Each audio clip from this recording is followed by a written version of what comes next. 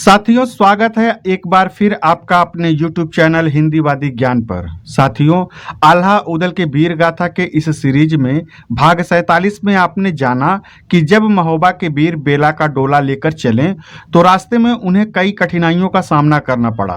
भयंकर लड़ाई हुई, कई वीर सैनिक मारे गए, फिर भी बनाफरों का हौसला कम नहीं हुआ और आखिरकार लड़ते भिड़ते बेला का डोला ब्रह्मानंद के तंबू में पहुंच गया। यहाँ तक की कहानी आपने भाग 47 में सुना। अब इस कहानी में आगे बढ़ें उससे पहले आपसे वही रिक्वेस्ट कि अगर आप हमारे चैनल पर पहली बार आए हैं तो चैनल को सब्सक्राइब करें, वीडियो को लाइक करें और ज़्यादा से ज़्यादा शेयर करें। अब आते हैं कहानी पर। साथियों, ब्रह्मानंद घायल अवस्था में अपने तंबू में पलंग पर लेटे हुए थे। जब बेला वहां पहुंची तो अपने पति को घायल देखकर बहुत दुखी हुई और वह ब्रह्मानंद के पलंग पर बैठकर उन्हें पंखे से हवा देने लगी। तमाम गहनों से लदी बेला, जिसके दोनों कलाइयों में हरी हरी चूड़ियां थी, उस समय ऐसा प्रतीत हो रहा था कि स्वर्ग की अप्सरा सची या मेनका धरती पर बेला के रूप में उतरी हो। जब ब्रह्मानंद को अपने पास किसी के बैठने का आभास हुआ तो उसने अपनी आंखें खोली तो अपने सामने एक स्त्री को बैठा पाया। तब ब्रह्मानंद ने पूछा कि कौन हो और यहाँ पर क्यों आई हो। तब बेला ने जवाब दिया कि मैं आपकी दासी, आपकी धर्म पत्नी पृथ्वीराज चौहान की पुत्री बेला हूँ। इतना सुनना था कि ब्रह्मानंद क्रोधित हो गए। ब्रह्मानंद ने बेला से कहा कि दूर हो जाओ मेरी नजरों से, तुमको देखते ही मेरे जख्मों में दर्द बढ़ गया है। इससे पहले कि मैं कुछ गलत कर बैठूं, तुम मेरी नजरों से दूर हो जाओ। तुम ऐसे मूर्ख और घटिया राजा की पुत्री हो जिसने अपनी ही पुत्री को विधवा बनाने की कसम ली है। ऐसे निर्दयी और अत्याचारी राजा की पुत्री हो तुम। अगर मुझे तुम्हारे पिता के बारे में यह सब पहले से पता होता तो मैं कभी भी तुमसे विवाह के लिए हाँ नहीं करता। बेला अपने पति ब्रह्मानंद के मुख से ऐसी बातें सुनकर उदास हो गई। अब बेला को ऐसा महसूस हो रहा था कि ब्रह्मानंद के मुख से निकला हुआ हर शब्द तीर की तरह उसके कलेजे में चुभ रहा हो।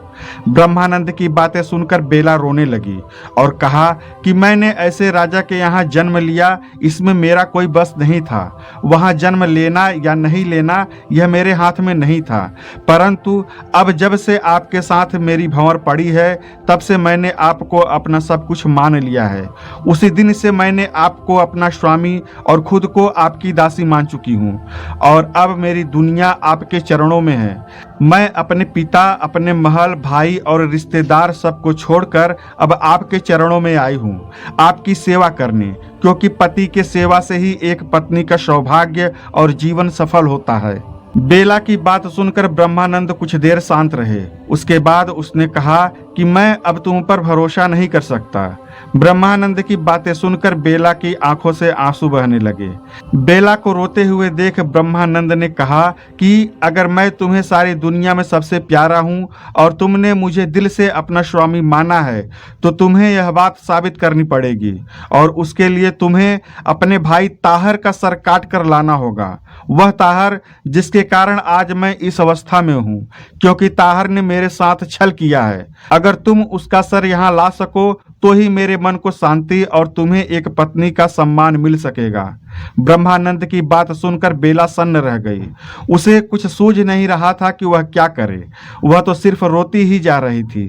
तब ब्रह्मानंद ने कहा, तुम ऐसा नहीं कर सकती, यह मैं अच्छी तरह जानता हूँ, इसलिए तुम यहाँ से वापस चली जाओ।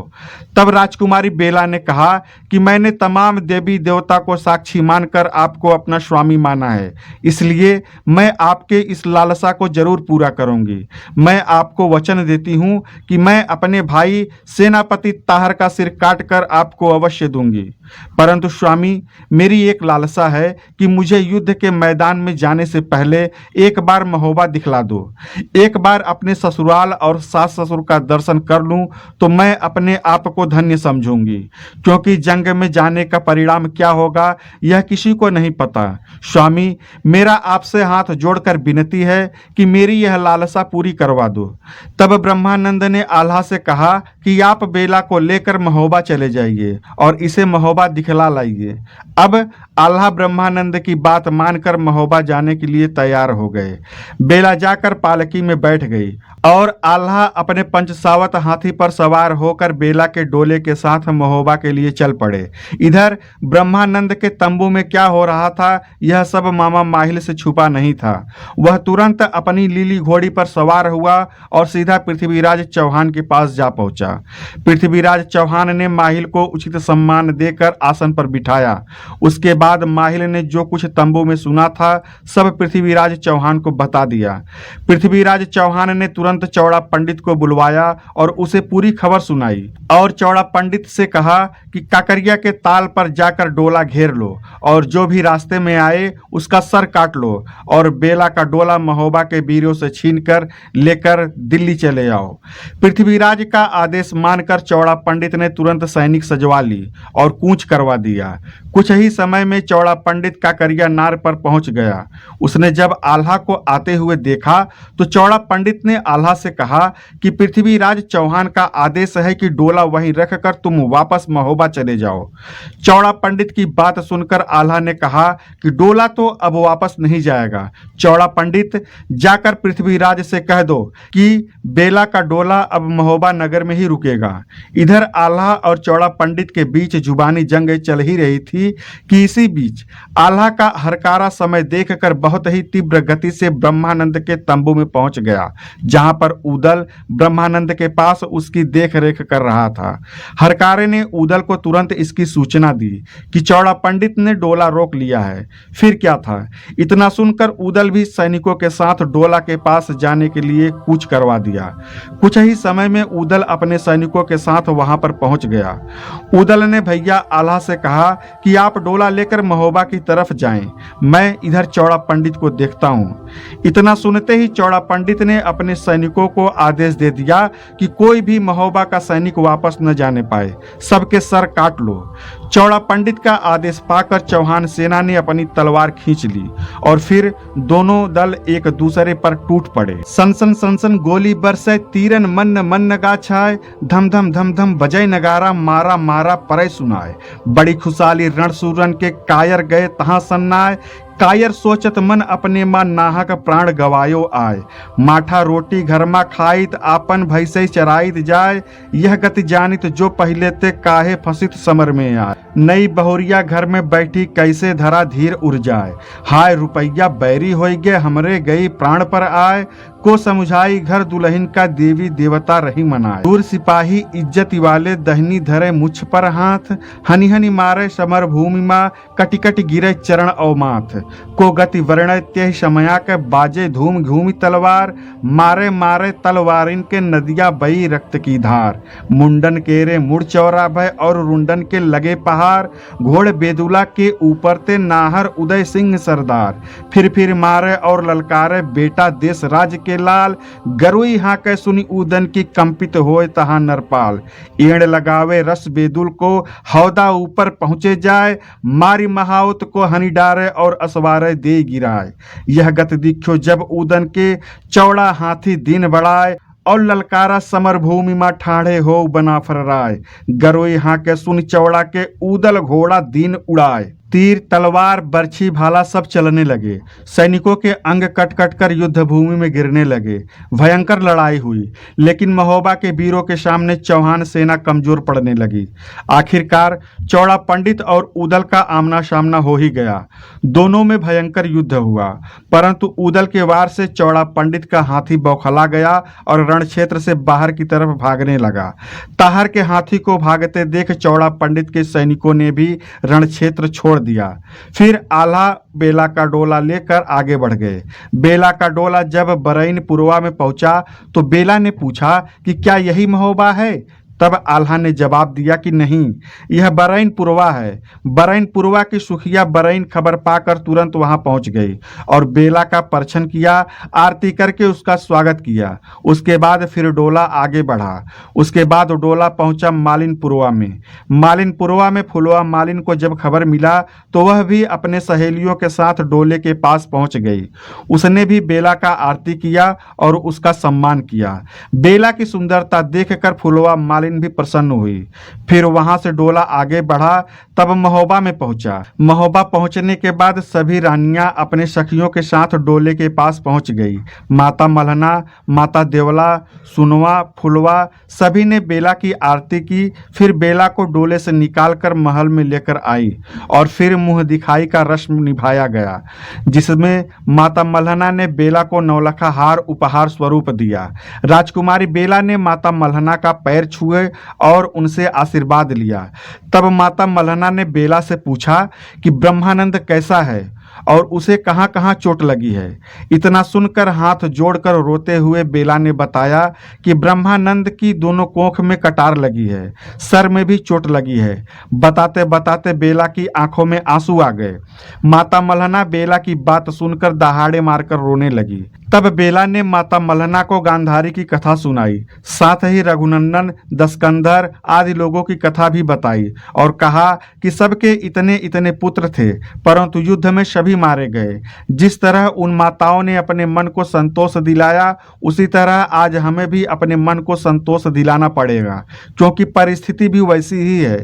तब माता मल्हना थोड़ी शांत हुई। माता मल्हना ने कहा कि कहना आसान है, परंतु वैसा करना बहुत मुश्किल है। एक माता जब अपने पुत्र को 9 महीने अपने पेट में रखती है, फिर जो प्रसव पीड़ा होती है, उसके बाद अगर ऐसा शोक संदेश मिले तो एक माता कैसे उसे बर्दाश्त कर सकती है। माता मल्हना की बात सुनकर वहां पर खड़ी सभी सखियों का दिल बैठने लगा। सबने एक दूसरे का दुख दर्द आपस में बांटा। उसके बाद बेला की ननद चंद्रावली आ गई। तब चंद्रावली से बेला ने पूछा कि मुझे अपने पति का सतखंडा देखना है, मुझे वह सतखंडा दिखला दो।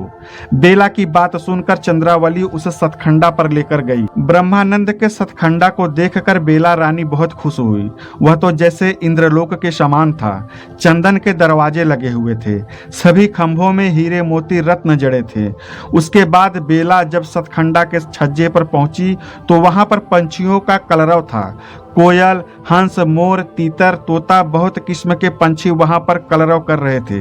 यह सब देखकर बेला का दिल पसीज गया। उसने सोचा, अगर आज हमारे पति होते तो हम दोनों यहाँ पर सुख से विहार करते, परंतु विधाता की मर्जी के आगे किसी की नहीं चलती।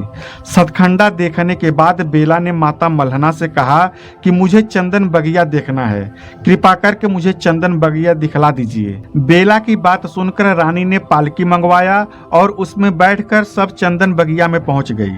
चंदन बगिया एक पुष्प वाटिका थी। सब ऋतुओं के हिसाब से वहां पर फूल लगे थे।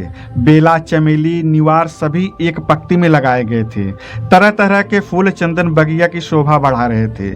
फूलों पर बैठे भंवरे मधुर गीत गा रहे थे। सफेद रंग के फूल, गुलाबी रंग के फूल, चांदनी के फूल जिस पर भंवरे बैठकर इतरा रहे थे और वृक्षों पर पंछियों का कलरव मन मोह रहा था। चंदन बगिया की सुंदरता देखकर बेला के कलेजे में टीस उठ रहा था कि काश हमारे पति हमारे साथ होते तो हम चंदन बगिया का लुत्फ उठा रहे होते, परंतु नियति ने मेरे साथ ऐसा कठोर मजाक किया कि मेरे पति रणक्षेत्र में घायल पड़े हैं और मैं चंदन बगिया में अकेले बिलख रही हूँ। बेला की आंखों से आंसू बहने लगे। तब माता मल्हना और माता दिवला ने बेला को समझाया कि बहू, तुम महोबे में बैठकर राज करो। अब तो तुम्हें बहू का फर्ज निभाना है। सास ससुर का मान सम्मान अब तुम्हारे हाथ में है। यही एक बहू का धर्म है। दोनों माता की बात सुनकर बेला माता दिवला से बोली कि अगर आपके दोनों पुत्र मेरे पति के साथ युद्ध में होते तो आज यह दिन देखना नहीं पड़ता। तब माता देवला ने बेला को बताया, यह सब कर्तव्य है माहिल के, जिनके चुगलिन का व्यापार। सवन चिरैया ना घर छोड़े, ना बनिजरा बनिज को जाए। चुगली करके माहिल ठाकुर मुँह को तुरंत दीन निकराए। ये जगनायक जब कनौज का आवे, नहीं बना फर्राए। मैं समझायो दो भाइन को, लाए संग कनौजी राय। घाट 42 13 घाटी, सब रुकवावा पिथौरा राय। जीत पिथौरा को लखराना, सभी ने लिन्ह घाट छुड़ाए। पान धरायो जब गौने का, तब नहीं बीरा कऊ चबाए। बीरा लीन्हो जब उदल ने, ब्रह्मा लीन्हो तुरंत छड़ाए। यह सब कर्तव्य है माहिल के, डारेन वंश नाश करवाए। काल नगीचे जहके आवे, तहके देवे बुद्धि नसाए। यह सब कर्तव्य माहिल का है। उसने ही चुगली करके सब षड्यंत्र रचा है, हमें महोबा से निकलवा दिया। उसके बाद जब जगनायक हमें बुलाने के लिए कन्नौज आया तब हमें महोबा के हालात का पता चला। आल्हा उदल जब महोबा आए तो कन्नौज के राजकुमार लाखन भी साथ थे। 42 घाट और 13 घाटी सबको पृथ्वीराज ने घेर रखा था। इन वीरों ने 42 घाट और 13 घाटी के साथ महोबा को पृथ्वीराज से बचाया, और जब गौने का पान रखा गया तो पान का बीड़ा किसी ने नहीं उठाया। जब उदल ने जाकर पान का बीड़ा उठा लिया तब ब्रह्मानंद ने उससे पान का बीड़ा छीन लिया और युद्ध में अकेले ही जाने का फैसला किया। अब गलती किसी की भी हो, लेकिन पछताना पूरे महोबा को है। यह सब करतब माहिल का है, उसने ही पूरे महोबा को बर्बाद करवा दिया है। उसके बाद बेला ने कहा कि मुझे कीरत सागर देखना है, कृपा करके मुझे कीरत सागर दिखला दो। रानियों ने आल्हा को बुलवाया और सबको लेकर आल्हा कीरत सागर पर पहुंच गए। तब बनाफर आल्हा ने नाव बुलवाया और सभी रानियों के साथ नाव में बैठकर खुद ही नाव को चलाने लगा। जब उन्होंने कीरत सागर को पार किया तब वहां पर ब्रह्मानंद का एक खूबसूरत मंदिर था, जहां पर ब्रह्मानंद अक्सर पूजा करने आया करते थे। बेला चारों तरफ बड़ी उत्सुकता से देख रही थी। तभी बेला ने ब्रह्मानंद का पंचसारी देखा, जहां पर ब्रह्मानंद अक्सर चौपड़ खेला करते थे। तब बेला रानी ने आल्हा से कहा कि सुना है आप चौसर के बहुत बड़े खिलाड़ी हैं, जरा मुझे भी सिखला दीजिए। बेला की बात सुनकर आल्हा ने चौसर फैला दिए। बेला चौसर खेलते समय अपने आंचल को उड़ाने लगी। उसने बनाफर राय आल्हा को तरह तरह के रूप दिखाए और बनाफर आल्हा को अपने मनमोहक अदाओं से रिझाने लगी। आल्हा ने जब बेला का यह रूप देखा तो उसने अपना सर झुका लिया। बेला खेले पंसा सारी अंचल अपन उड़ावत जाए, यह गति देखी आल्हा ठाकुर नीचे लिन्हो शीश झुकाए। बहुतक रूप धरे बेला ने आल्हा मोह रही करवाए, चाटक नाटक करी सबहारी मोहा नहीं बना फर राय। रूप भयंकर दसवों धर के डायन बैठ गई मुहबाय, यही का लखी के आल्हा ठाकुर तुरत खाड़ा लीन उठाए। गर्जत बोले आल्हा ठाकुर का तू मोही रही डरवाए, देख भयंकर छत्री डर पे कीरति जावे सबय नसाए। हो अपकीर्ति जब दुनिया में तब तो मृत्यु नीक हो जाए, ऐसे वैसे हम छत्रीना जो अब देवै धर्म नशाए। रूप मोहिनी माता जाना डाइन शत्रु रूप दिखलाए, अब तू पलटे कित स्वरूप को कित तू करे समरण आए। इतना सुनते बेला रानी प्रथम लीन्हो रूप बनाए। बेला ने बहुत रूप धरे कि आल्हा किसी तरह से मोहित हो जाए, परंतु महावीर आल्हा पर इसका कोई असर नहीं हुआ। अंत में बेला ने भयंकर डायन का रूप धारण किया। बेला का डायन का रूप देखकर आल्हा तुरंत खड़े हो गए और तलवार खींच लिया और गरजते हुए कहा कि तू मुझे डराने की कोशिश कर रही है, जिसे देखकर बड़े बड़े सूरवीर योद्धा के पैर कांपने लगते हैं, तुम उसे डराने की कोशिश कर रही हो। तुमने मुझे रिझाने की जो कोशिश की, अगर यह नगर वासियों को पता चला तो मेरे क्षत्रिय होने पर नगरवासी सवाल खड़ा करने लगेंगे और मैं ऐसी अपकीर्ति बर्दाश्त नहीं कर पाऊंगा।